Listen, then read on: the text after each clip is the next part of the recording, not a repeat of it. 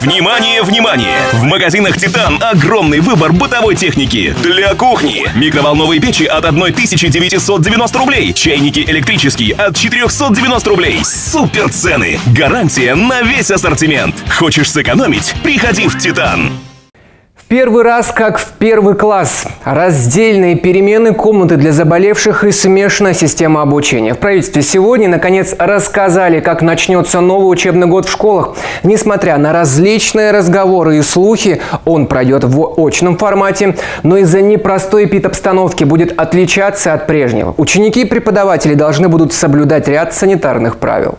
Изменения начнут действовать уже с 1 сентября. Традиционные линейки в День знаний будут организованы на открытом воздухе и только для учеников первых и 11 классов. Преподаватели и родители должны будут прийти на школьные торжества в медицинских масках.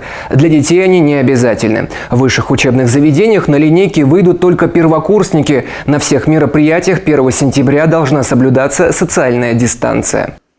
У нас есть рекомендация для директоров школ, чтобы даже в рамках одной параллели одновременно принимало участие не более 4 классов комплектов. Потому что мы знаем, что у нас есть новая школа, где достаточно много детей пойдет в первый класс. Это хорошо. 12 классов комплектов.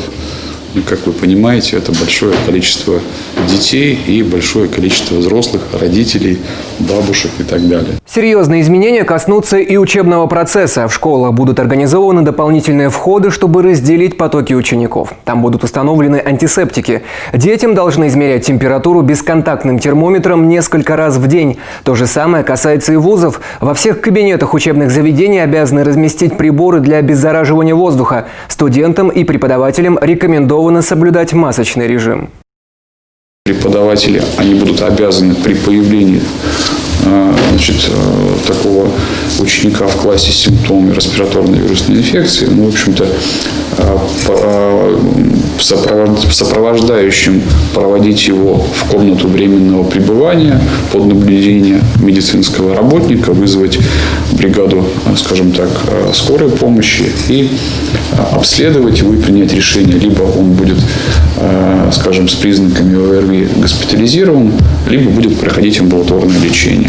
Безусловно, повторю еще раз, нам в основном нужно обезопасить педагогических работников, потому что эта инфекция новая, она протекает латентно, фактически бессимптомно у детей. В новом учебном году звонки об окончании урока для разных классов будут звучать в разное время. То есть детей ждут раздельные перемены. Что касается дистанционного обучения, с этого года в школах будет внедрена так называемая гибридная система.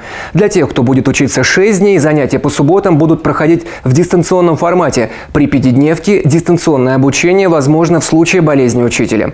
Также в правительстве рассказали о горячем питании для детей. Бесплатными обедами и завтраками будут обеспечены все ученики начальных классов.